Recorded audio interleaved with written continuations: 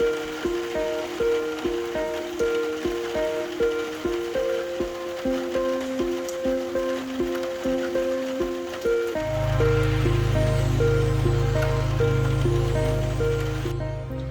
back to my channel, Perpetuity Farm.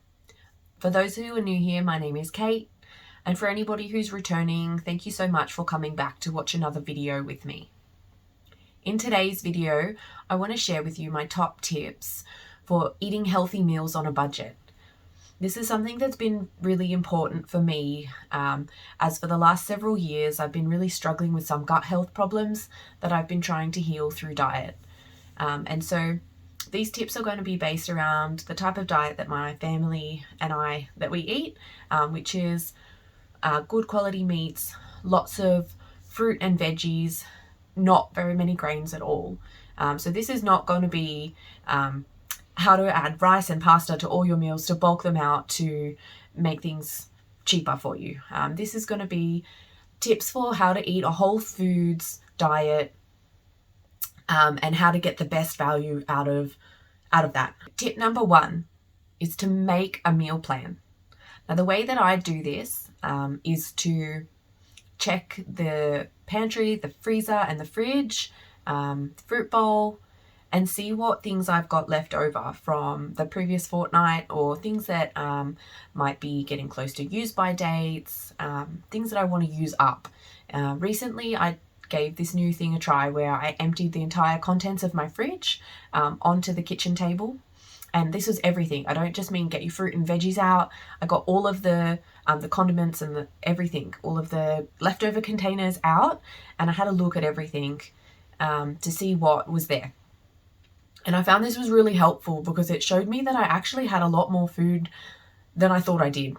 I ended up not needing to shop for another 3 or 4 days after I did this, because I realized how many meals I could make with the things that I had still in the fridge. This was also a really good way for me to make sure that I didn't waste anything that was in the fridge. I had some salad like celery and things that were hanging around in the bottom of the crisper that I had forgotten about, and by pulling them out, it had made me think about how can I use this. The second tip that I have is to keep it simple. When you're making your meals, don't choose things that have lots of fancy ingredients or things that are really complicated to cook. You do want to keep it really simple, realistic, especially if you're someone who doesn't have a lot of time at dinner time because you're working or whatever your schedule is doing.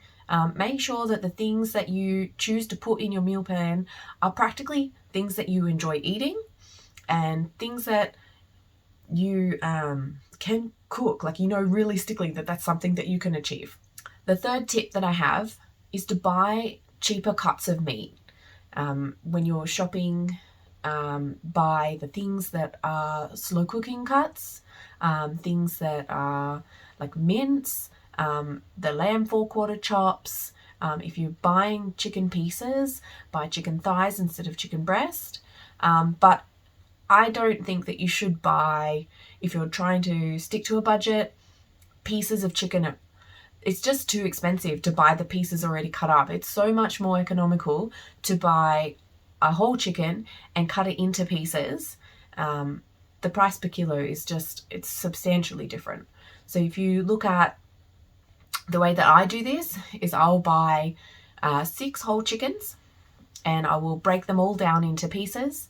And as a family of 4, that means that we save 2 whole chickens for making soup or for roasting, and the other 4 chickens will give us 8 legs, 8 thighs, it'll give us 8 breasts, and then we also get to keep the carcass for making stock, and you've also got like wings for roasting if you want to do that as well, or you can use them in the stock. And this way, that's enough for us. 8 legs is enough for 1 meal for us. And the breasts, we portion those in to 2 breasts and freeze them, and we'll have like 4 packets of 2 breasts each. The fourth tip that I have is to bulk out meals with vegetables.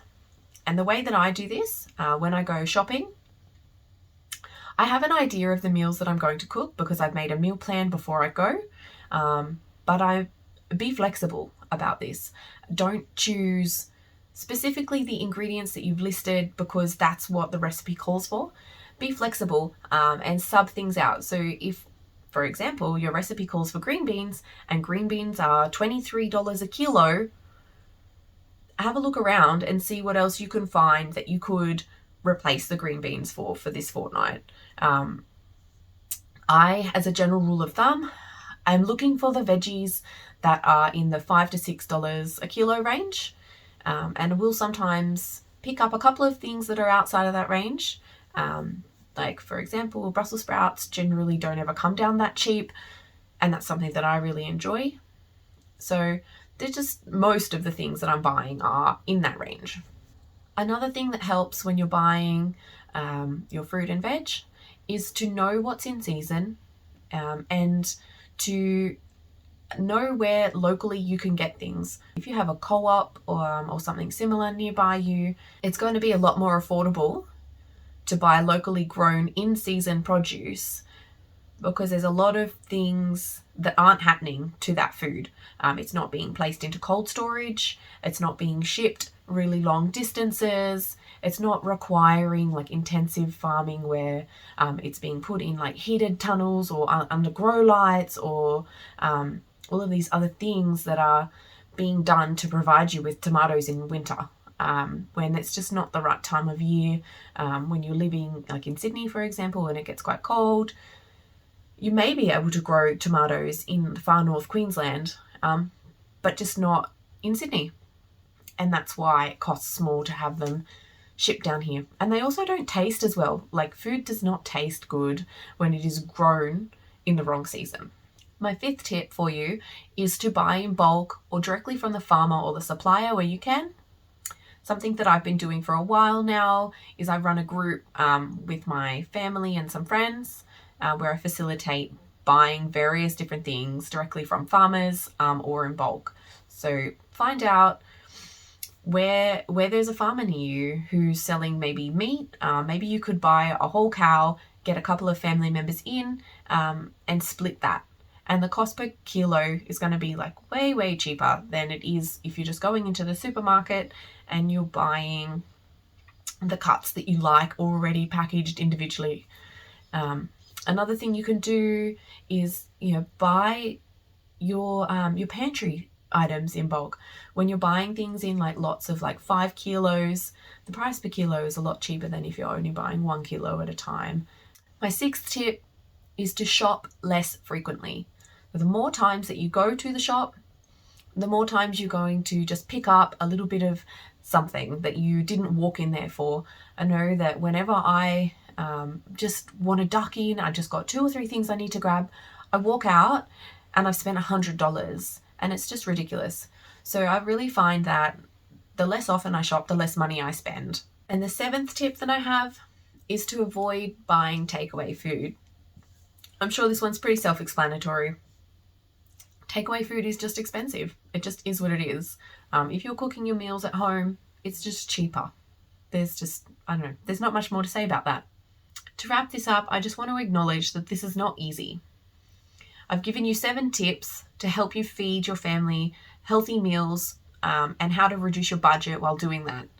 But it just requires time and effort and thought, and constantly. You can't just do it one time and that's it, it's done and it's easy.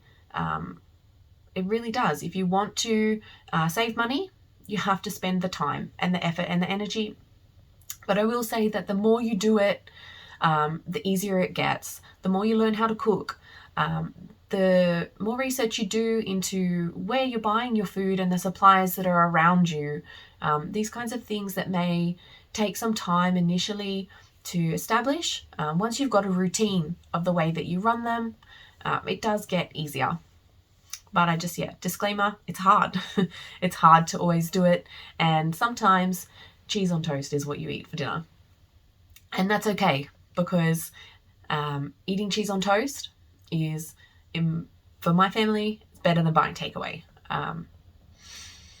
So I hope that these tips have been helpful. I hope that there's some things in here that have given you some thought, and let me know. Let me know what you think of these 7 tips. All right, bye for now. See you next time.